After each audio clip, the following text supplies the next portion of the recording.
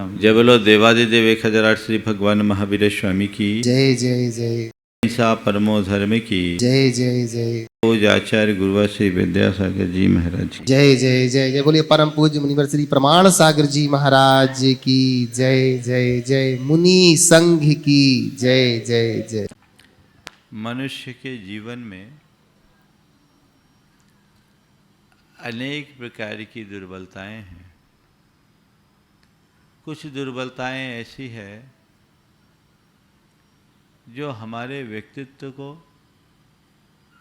अत्यंत क्षुद्र बना देती है, जिनके कारण हमारे व्यक्तित्व का गौरव और गरिमा खंडित होती है। ये दुर्बलताएं कुछ स्वभावगत होती है और कुछ लोग परिस्थिति से प्रेरित होकर ऐसी दुर्बलताओं के शिकार होते हैं। इन्हीं दुर्बलताओं पर प्रतिदिन आप सबके बीच चर्चा चल रही है। आज उसके क्रम में एक ऐसी वृत्ति की बात है जिसे बहुत हीन दृष्टि से देखा जाता है। आज बात है यह की, और यह का मतलब है याचना। याचना करना एक बहुत बड़ी दुर्बलता है। हमारे यहाँ याचक वृत्ति को बड़ी निंद वृत्ति के रूप में गिना गया है। जो व्यक्ति याचक वृत्ति से जीता है उसे भिखारी के रूप में जाना जाता है और उसे बड़ा दीनहीन समझा जाता है। याचक की गौरव और गरिमा नहीं रहती। कुरान काबा में लिखा है कि अगर कोई मनुष्य किसी के आगे कुछ चाहने के लिए हाथ पसारता है तो उसका संपूर्ण गौरव खंडित होता है और उसकी गरिमा तो तब और भी छिन्न भिन्न हो जाती है जब उसे अनादृत करके लौटा दिया जाता है। कुछ लोग होते हैं जिन्हें किसी प्रकार की याचना में कोई संकोच नहीं, और कुछ लोग होते हैं जो किसी भी स्थिति में अपना हाथ फैलाने की इच्छा नहीं रखते।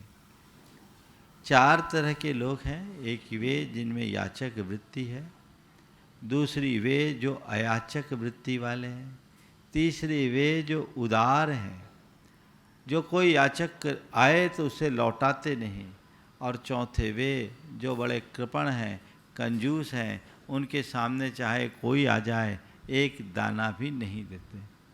इन चारों में अयाचक और उदार वृत्ति ही मनुष्य के जीवन को महान बनाती है। तुम्हारे सामने चाहे कैसी भी स्थिति निर्मित क्यों ना हो, कभी किसी के आगे कुछ मांगने के लिए हाथ मत फैलाना। जब भी किसी व्यक्ति को किसी के आगे हाथ फैलाना होता है तो उसका हाथ नीचे होता है और देने वाले का हाथ ऊपर होता है।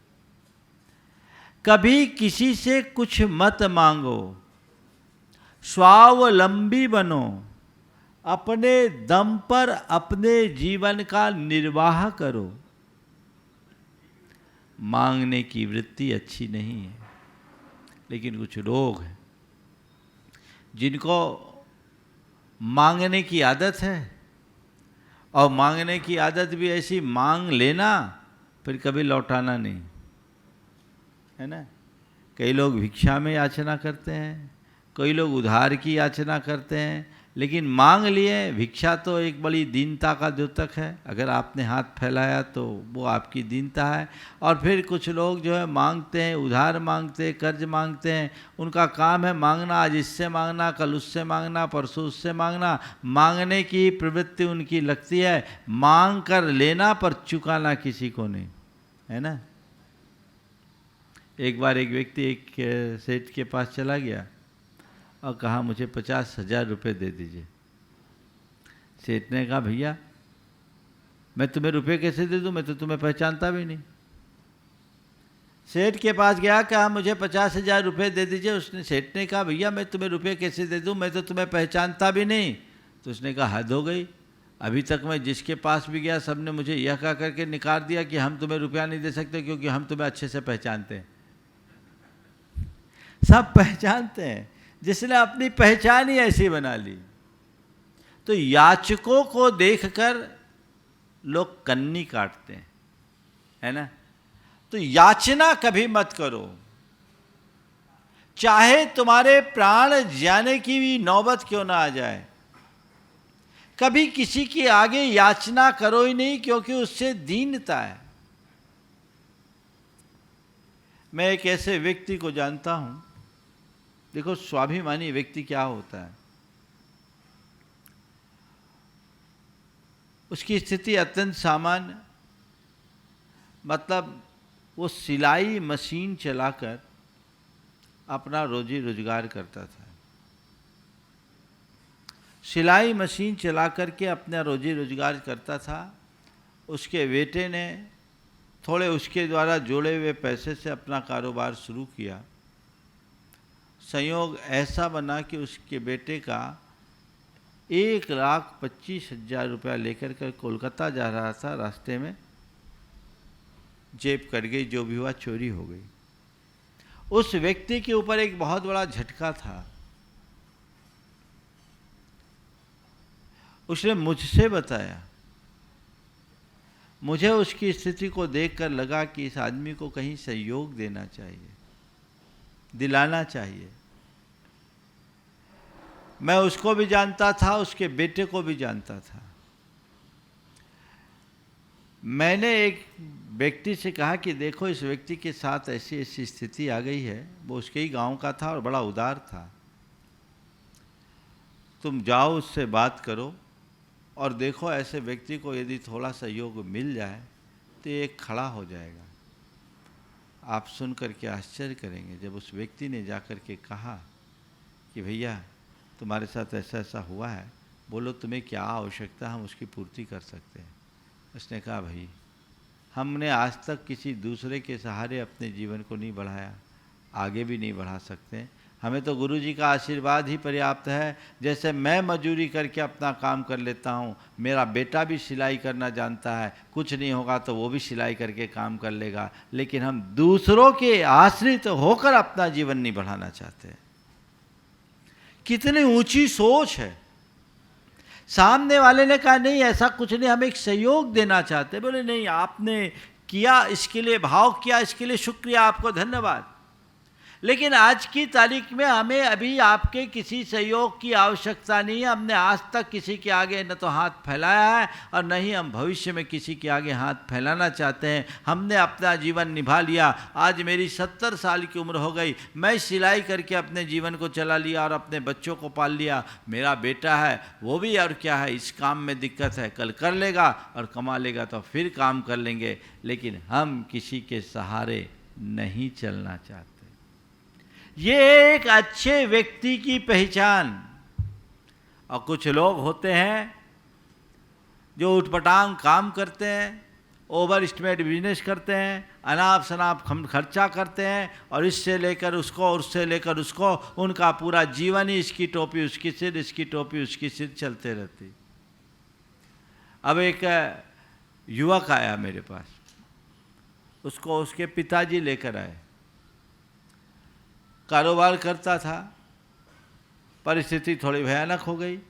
पिताजी लेकर आए, बोले महाराज जी इसको थोड़ा सा समझाइए, इसने बहुत कर्जा कर लिया, इसने बहुत कर्जा कर लिया। मैंने कहा क्या हुआ भैया?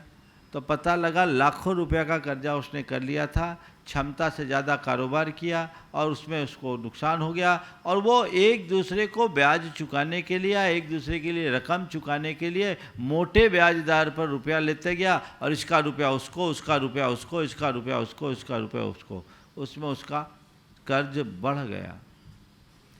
अब स्थिति ये थी, जब उसने बताया, बोले भैया कोई बात नहीं है, थोड़ी सी स्थिति है, तुम्हारी जो एसेट्स है उसको सल्टा करके ठीक करो, इसको बोलो कि पहले ये उसमें कुछ ऐसे लोगों का भी रुपया था जो बड़े बदमाश टाइप के लोग थे, और कुछ लोगों को उसने चेक भी दे रखा था। तो चेक के चक्कर में उसके ऊपर केस बनने की संभावना थी, स्थिति जटिल थी। मैंने उसको समझाया कि भैया किसी तरह से रास्ता करो, कोई रास्ता निकालो। और नहीं है, उसके कुछ रिलेटिव थे बड़े समर्थ और उदार थे। हमने कहा अपने कुछ रिलेटिव, उसके माने लड़के का ससुर ही बहुत समर्थ था। हम बोले अपने रिश्तेदारों से कहो कि ये संकट की घड़ी में थोड़ा सहयोग करे और काम करके आगे चलो। पिता ने कहा महाराज इसने किसी के सामने मुंह दिखाने लायक ही नहीं छोड़ा, तो अब क्या कहेंगे। महाराज सबसे मांग चुका, जितने से मांगना था सबसे मांग चुका। और महाराज जी जिससे हम 5 लाख ले सकते थे उससे 5,000 रुपया लेके रास्ता बंद कर दिया। किसी से भी कुछ भी मांग ले, तो जिन लोगों को मांगने में रंचमात्र संकोच नहीं होता उनकी दशा बड़ी दयनीय हो जाती है। मैं आप सबसे आज के संदर्भ में ये कहूँगा, चाहे जैसी विषम स्थिति हो, अपने आप को अपने दम पर ऊंचा उठाने का पुरुषार्थ करो। दूसरों पर निर्भर कभी मत हो, कभी किसी के आगे याचना न करना पड़े, हाथ फैलाना न पड़े। मुनियों के संदर्भ में कहा है कि मुनिराज का हाथ दूसरों को आशीर्वाद देने के लिए तो उठता है, पर कुछ मांगने के लिए नहीं। ऐसे ही मनुष्य को अपने जीवन में कभी किसी के मांगने की स्थिति बनने ही नहीं देनी चाहिए। ऐसी नौबत ही ना आए कि हम किसी से कुछ मांगे। अब महाराज जी कई लोग बोलते हैं हम लोग धार्मिक सामाजिक कार्यों में आगे होते हैं, और धार्मिक सामाजिक कार्यों के लिए लोगों का सहयोग अपेक्षित होता है, और सहयोग के लिए लोगों से दान भी मांगना पड़ता है। तो क्या ये भी याचना की श्रेणी में आएगा? कई जगह के लोग जो समाज के मुख्य कार्यकर्ता होते हैं वो तो कहते हैं महाराज हम लोग समाज में बड़े बदनाम हैं, हम लोग शक्ल देखते तो समझते इनको कुछ देना पड़ेगा तो दाएं बाएं होते हैं। तो महाराज क्या है ये? याचना है। देखिए स्थूल तौर पर देखें तो याचना है, लेकिन गहराई से देखें तो याचना नहीं, एक प्रेरणा है। आपको समाज के लिए, धर्म के लिए लोगों से अगर दान लेना है तो दान मांगिए मत, दान देने के लिए प्रेरित कीजिए। उन्हें आप अपनी बात बताइए, उसका महात्मा बताइए, और महात्मा बता करके उनसे कहिए कि आज इसकी आवश्यकता, और आप अगर ऐसा द्रव्य लगा करके, अपना धन लगा करके लाभ लेते तो ये आपके बड़े पुण्य लाभ का अवसर है। ये प्रेरणा है, और प्रेरणा के साथ प्रभावना भी है। किसी व्यक्ति को पुण्य कमाने का अवसर देना याचना नहीं, उसके लिए पुण्योपार्जन की प्रेरणा है। उससे उसका परिग्रह कम होता है, उसकी आसक्ति मंद होती है, और अपने आसक्ति की मंदता, परिग्रह की अल्पता के बल पर वह अपने जीवन को काफ़ी खुशहाल बना सकता है। तो हमें ऐसी प्रेरणा देना है, उसमें फिर संकोच नहीं करना ही हमने आज तक किसी से बोला नहीं, हम कैसे बोले। अपने लिए मांगना पाप है, पर औरों के कल्याण के लिए किसी को प्रेरणा देना परम पुण्य है। एक आदमी आगे आता है और उस एक आदमी के आह्वान पर अनेक लोग जुड़ते हैं, तो उससे कितने लोगों को पुण्य का लाभ होता है, और उस संग्रहित द्रव्य से कितने जीवों का कल्याण होता है। इसलिए इसको याचना मत कहना, ये प्रेरणा है। दान की प्रेरणा दो, दान मांगो मत। मांगना तो लोग व्यवहार में बोला जाता है, दान मांगा नहीं जाता, दान दिया जाता है, और दान की प्रेरणा दी जाती है। तुम प्रेरणा दो, अच्छी प्रेरणा दो। तुम्हारी प्रेरणा से प्रभावित होकर के लोगों का जीवन बदलेगा, तो वह भी तुम्हारे लिए महान पुण्य का कारण बनेगा। तो ये तो होना ही पड़ता है, बिना प्रेरणा दिए तो कोई देता भी नहीं है। देता है क्या? जब तक आप किसी अच्छी योजना को लोगों तक बताएंगे नहीं, कहीं धन की उपयोगिता का बोध लोगों को नहीं कराएंगे, तो लोग देंगे भी कैसे? जब आप इस तरह का प्रस्ताव रखते हैं और सामने वाला प्रेरित होकर के उसे देता है, तो उसको पुण्य बंधता है। पर धार्मिक सामाजिक कार्यों के लिए जो धन इकट्ठा करते हैं, उनसे मैं 2 सुझाव जरूर देना चाहूँगा। आप दान की प्रेरणा खूब दीजिए, पर दान देने का दबाव किसी को मत दीजिए। प्रेरणा दें, दबाव न दें। अपना प्रस्ताव रखें, पर सामने वाले को बाध्य न करें। ये योजना है, ये कार्य है। आप अगर अपना द्रव्य इसमें लगाते हैं तो ये आपके विशिष्ट पुण्य लाभ का निमित्त है। सामने वाले को समझ आ जाएगा, खुशी खुशी देगा। और ऐसे लोगों के प्रति मैंने देखा, कई ऐसे लोग भी होते हैं बड़े उदार, जो किसी के निमित्त से, किसी के द्वारा कुछ बताए जाने पर दान देते हैं तो सबसे पहले उसके लिए उसके प्रति कृतज्ञता ज्ञापित करते हैं कि बहुत बहुत आभार आपका कि आपने अपना धन, हमारा धन अच्छे कार्य में लगवा दिया। एक व्यक्ति एक सज्जन को लेकर के मेरे पास आए, दिल्ली के थे और वो गुनायतन से जुड़े। उन्होंने जब दान दिया और चीज़ों को देखा, समझा, तो उन्होंने कहा महाराज जी आज मैं बड़ा कृतज्ञ हूँ इनका कि ये आपके चरणों तक मुझे लेकर आए और गुनायतन की योजना को मैंने देखा तो मुझे लगा कि इस द्रव्य में, इस कार्य में जितना द्रव्य लग जाए उतना कम है। महाराज आज मैं जो सोच करके आया हूँ ये मेरा मंगलाचरण है, आगे भी मुझे देना है। ये भाव, ये क्या है? किसी को अच्छे कार्य की प्रेरणा देना महान पुण्य का कारण है।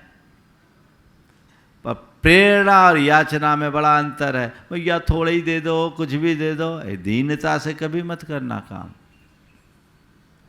आप कर सको तो कर दो, और सामने वाले का पुण्य प्रबल होगा तो वो अपने आप करेगा।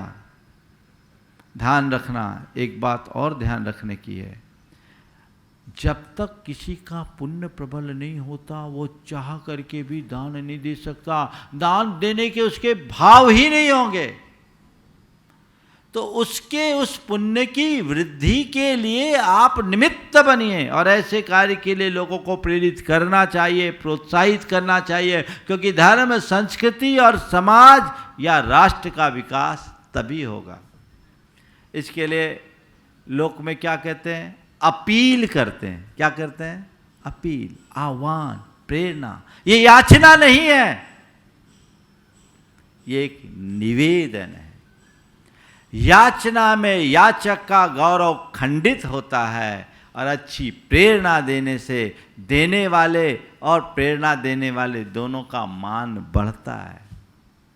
तो कभी भी कोई अच्छा मौका आए उसमें एक दूसरे को प्रेरित करने में चूको मत। आपने अगर किसी अच्छे कार्य में कोई द्रव्य लगाया है तो आप ये बोलो, किसी और को भी बोलो, भैया देखो मैंने वहाँ द्रव्य लगाया, मुझे उसकी बड़ी उपयोगिता लगी, मैं चाहता हूँ तुम्हारा भी द्रव्य उसमें लग जाए तो बहुत अच्छा होगा। ये अच्छा काम है, तुम्हें अपना धन कहीं ना कहीं तो लगाना है, लेकिन ऐसे कार्य में लगाने वाला निहाल होता है। ये तुम्हारी प्रेरणा है, तुम अपने तक सीमित मत रखो, औरों को भी प्रेरणा दो। ये प्रेरणा देने से तुमने किसी एक को प्रेरित किया और तुम्हारी प्रेरणा से प्रभावित होकर किसी ने दान दिया तो उसके दान का 6वां हिस्सा पुण्य के रूप में तुम्हारे पास आ जाएगा बिना दिए। अपने लिए मांगना दीनता है और औरों के लिए मांगना नहीं, प्रेरणा देना तुम्हारा धर्म, कर्तव्य है। तो याचना की बात को याचना के रूप में देखो, याचक वृत्ति बिल्कुल ना हो, अयाचक वृत्ति के साथ जीवन जियो। धर्म के कार्य के लिए लोगों को प्रेरित करो, वो याचना नहीं है। अब कुछ लोग हैं जो भगवान के पास जाकर के भी याचक बन जाते हैं, है ना? क्या मांगते भगवान से? हे भगवान मुझे धन दे दो, हे भगवान मुझे संतान दे दो। एक हनुमान जी के पास गया, बोला हे भगवान मेरी शादी करा दो, हे भगवान मेरी शादी करा दो। बहुत देर से रट रहा था, हे भगवान मेरी शादी करा दो, मेरी शादी करा दो। तो हनुमान जी ने कहा मैंने खुद ही नहीं की तो तेरी क्या करूं? ये एक दुर्बलता है। भगवान के सामने याचना नहीं, प्रार्थना करो। अपने संकट को टालने की कामना करना याचना है। संकट को टालने का निवेदन करना एक प्रकार की याचना है। और कैसा भी संकट हो, संकट में अपने आप को स्थिर बनाए रखने की भावना प्रकट करना प्रार्थना है। मेरे कष्ट दूर हो, ये याचना। भगवान कैसा भी कष्ट हो मेरी स्थिरता बनी रहे, मैं उन कष्टों को सह सकूं, ये प्रार्थना। याचना किसी वस्तु विशेष या व्यक्ति विशेष को पाने की होती है, और प्रार्थना स्वयं को स्वस्थ, समर्थ, सशक्त और सकारात्मक बनाने की कामना का नाम है। अपने आप के अंदर ऐसे गुण विकसित करो कि भगवान के चरणों में जाओ तो याचक बनकर नहीं, क्या बन करके जाओ? भक्त बन करके जाओ, पुजारी बन करके जाओ। एक सेठ ने भगवान का मंदिर बनाया, बहुत भव्य मंदिर बनाया, और प्रतिदिन रत्नों की थाल लेकर भगवान की पूजा करता था। उसी मंदिर के बाहर एक भिखारी भी बैठता था। एक दिन दोपहर में वो भिखारी गया, अंधा भिखारी था। सेठ उस दिन कुछ विलंब से आया, देखा तो भिखारी भगवान से बात कर रहा था। भिखारी ने भगवान से निवेदन किया, हे प्रभु, बड़ा कृतज्ञ हूं आपका, आपका कितना महान उपकार है मुझ पर कि आपने मुझे दोनों सबल पैर दिए। भले मेरी आंखें नहीं, पर कितने समर्थ पैर हैं। इन पैरों के बल पर मैं आपके चरणों में नित्य आ जाता हूँ। मैं आपके दर्शन न कर पाऊँ तो क्या हुआ, आपकी दृष्टि मुझ पर पड़ती है, मैं धन्य हो जाता हूँ। और अच्छा मानता हूँ इसे कि मेरी दृष्टि नहीं है, आपको नहीं देख पाता तो दुनिया में और किसी को भी नहीं देख पाता। प्रभु, बस आपकी अंतर छवि मेरे हृदय में है, मैं उसका ही दर्शन करता हूँ, और आपकी दृष्टि मात्र से मैं धन्य हो जाता हूँ। भगवान ने कहा कि देख, निश्चित ही तेरा सौभाग्य है, पर मैं चाहता हूँ तुझे दृष्टि भी मिल जाए।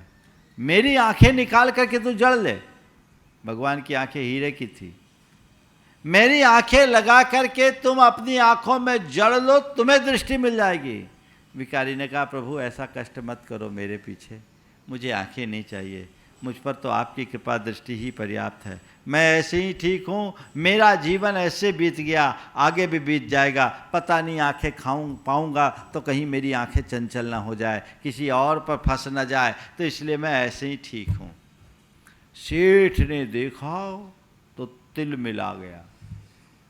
उसने भगवान से कहा, भगवान अरे कम से कम स्टेटस तो देखा करो।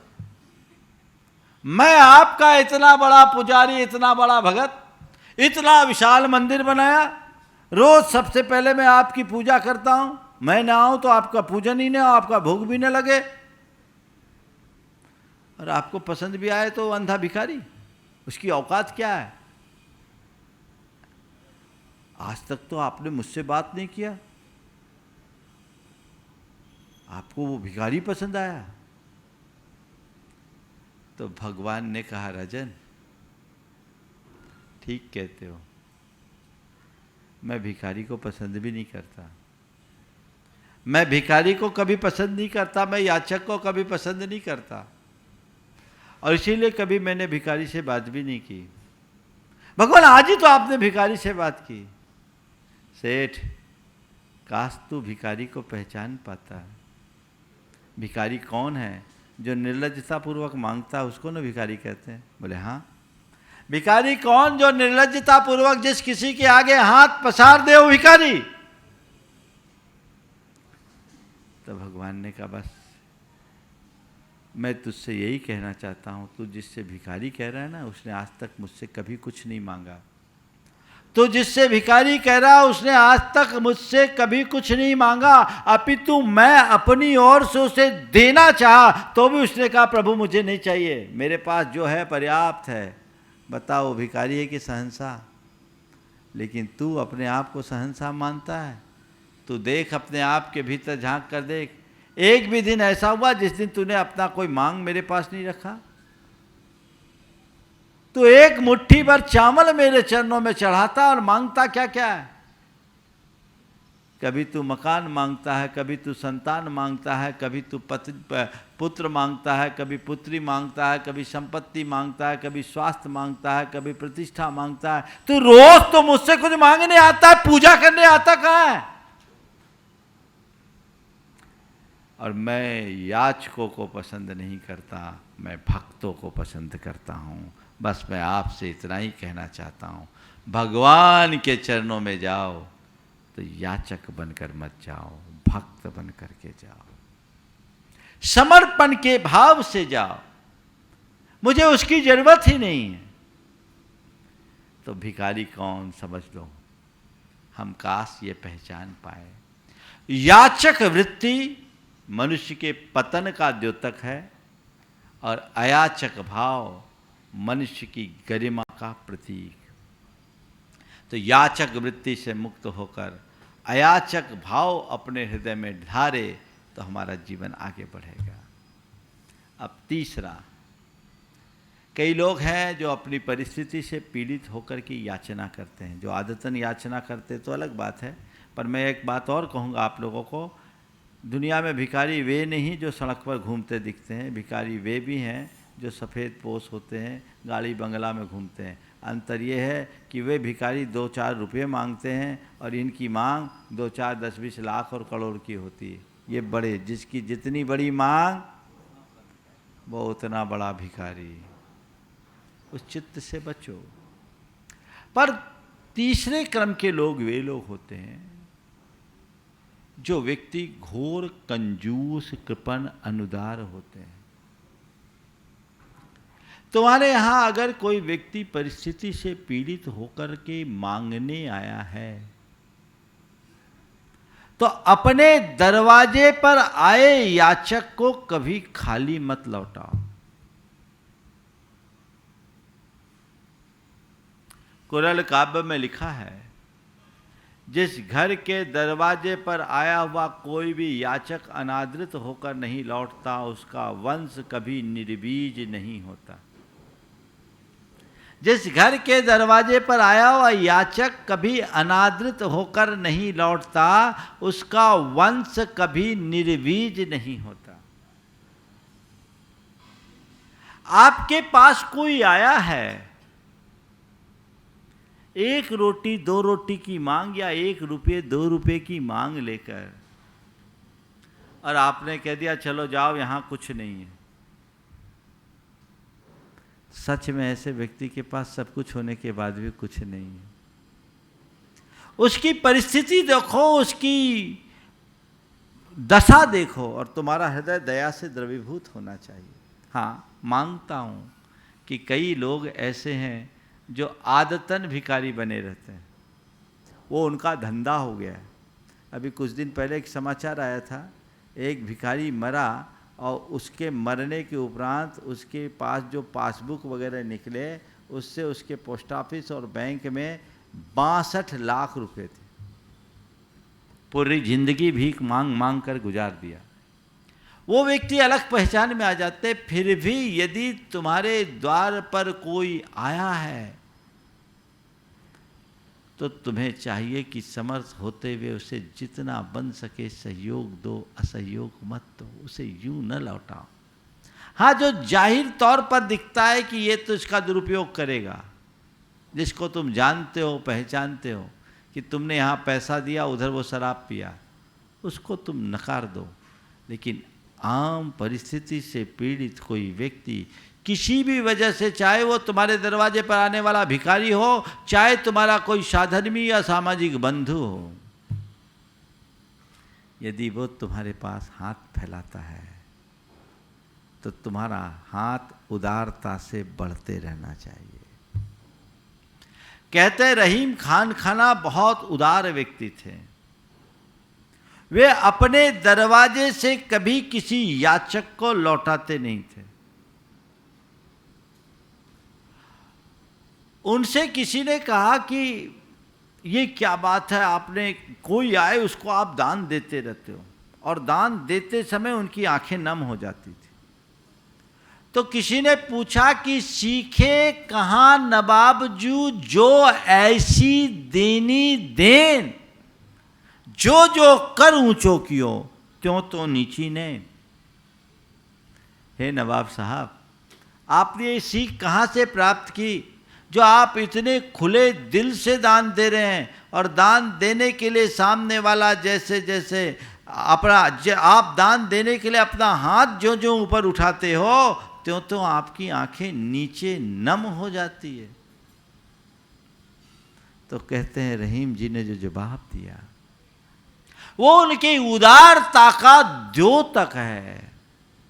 उन्होंने कहा देनहार कोई और है, देवत है दिन रैन। लोग भरम मोपे करे, ताते नीची नैन।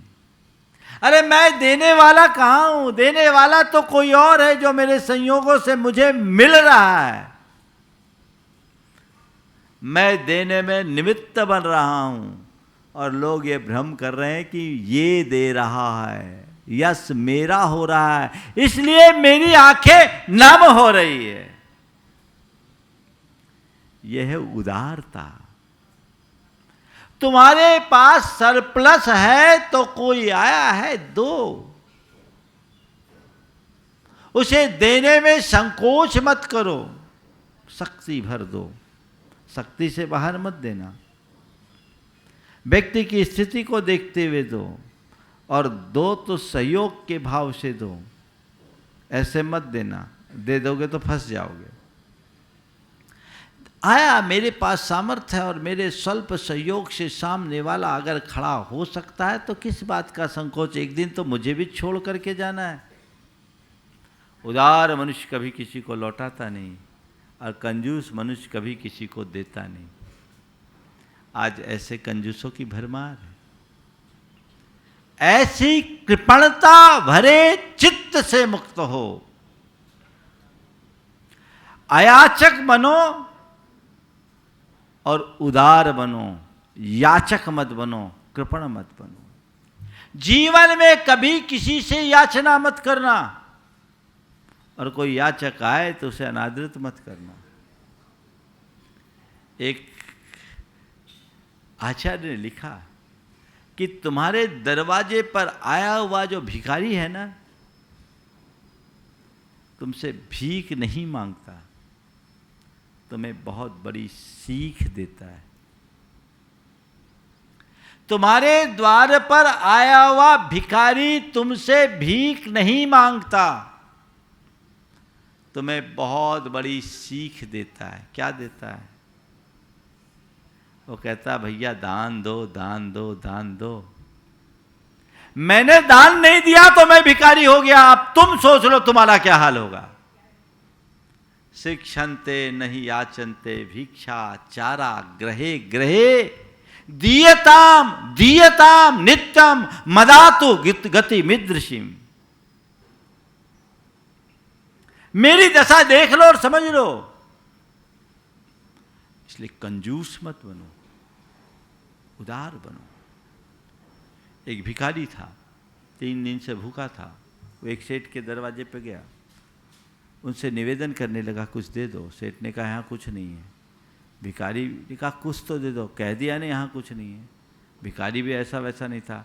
सेठ जी कुछ तो दो, 3 दिन से भूखा हूँ, कुछ तो दे दो, मैं कुछ लेकर ही जाऊँगा।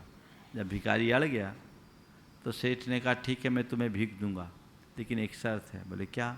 मेरी 2 आँखें हैं, एक असली है एक पत्थर की है। मेरी दोनों आंखों में एक असली आंख है एक पत्थर की। यदि तुम सही बता दोगे कि कौन सी आंख पत्थर की है तो मैं तुम्हें आज जरूर कुछ दूंगा। तुम ये बता दोगे कि मेरी कौन सी आंख पत्थर की है तो मैं तुम्हें जरूर कुछ दे दूंगा। भिखारी ने सेठ को देखा और कहा आपकी बाईं आंख पत्थर की है। हकीकत में उसकी बाईं आंख पत्थर की थी। पूछा बोला आपकी बाईं आंख पत्थर की, और सच में उसकी बाईं आंख पत्थर की थी। सेठ को बड़ा आश्चर्य हुआ, आज तक कोई पकड़ नहीं पाया था कौन सी आंख पत्थर की है। तो सेठ ने कहा तूने बताया तो सही, पर ये बता तू जाना कैसे? तूने बताया तो सही, पर ये बता तूने जाना कैसे? उसने कहा सेठ साहब उसी में थोड़ा सा पानी दिख रहा था, तो मैंने सोचा ऐसे कंजूसों की असली आंख में तो पानी आ ही नहीं सकता, उसी में थोड़ा पानी दिख रहा था। तो क्या है, सोच को हमें ठीक बनाना है। कृपणता से बचिए और उदारता को बढ़ाइए। सूर्यकांत त्रिपाठी निराला अपनी उदारता के लिए बड़े प्रसिद्ध थे। वे इलाहाबाद में एक तांगे से जा रहे थे। एक तांगे से जा रहे थे। रास्ते में उसी दिन उनको वेतन मिला था। एक भिखारी बुढ़िया याचना के भाव से हाथ फैला के खड़े हो गई। वो तांगे से उतरे। भिखारी ने कहा था कुछ दे दो। उन्होंने भिखारी से पूछा, ये बताओ मैं तुम्हें 1 रुपया दूं तो तुम कितने दिन भीख नहीं मांगोगे? मैं तुम्हें 1 रुपया दूं तो तुम कितने दिन भीख नहीं मांगोगे? भिखारी ने कहा 1 रुपया दोगे तो 1 सप्ताह भीख नहीं मांगो। बोले अगर मैंने तुम्हें 5 रुपया दिया तो कितने? बोले 1 महीना भीख नहीं मांगूंगी। उन्होंने कहा यदि मैं 100 रुपया दे दूं तो? बोले जन्म भर भीख नहीं मांगूंगी। 100 रुपया दे दूं तो जन्म भर भीख नहीं मांगूंगी। उन्होंने अपने पर्स खोले, उसमें 650 रुपये थे। पूरे रुपये उस भिखारी की झोली पे डाल दिया और सीधे तांगे पे बैठे। तांगा आगे बढ़ गया। भिखारी कृतज्ञता भरे भाव से उन्हें देखती रह गई, पर कुछ कह भी नहीं पाई, आगे बढ़ गए। निराला जी का पर्स भले खाली था, पर हृदय भावों से भरा हुआ था। ये उदारता। मेरे स्वल्प सहयोग से एक व्यक्ति पूरे जीवन भिखारीपन से बच जाए, इससे अच्छी बात क्या है? तो आज बात यह की है, याचना की है। याचना करना नहीं, याचक वृत्ति अपनाना नहीं, अयाचक बनना, और याचना करने वालों को कभी ठुकराना नहीं, उदार बनना। बस यही चारों बातों को ध्यान में रखकर चलेंगे तो हमारे जीवन का निश्चित उत्कर्ष होगा। समय आप सबका हो गया, यहीं पर विराम। बोलिए परम पूज आचार्य गुरुवर श्री विद्यासागर जी महाराज की।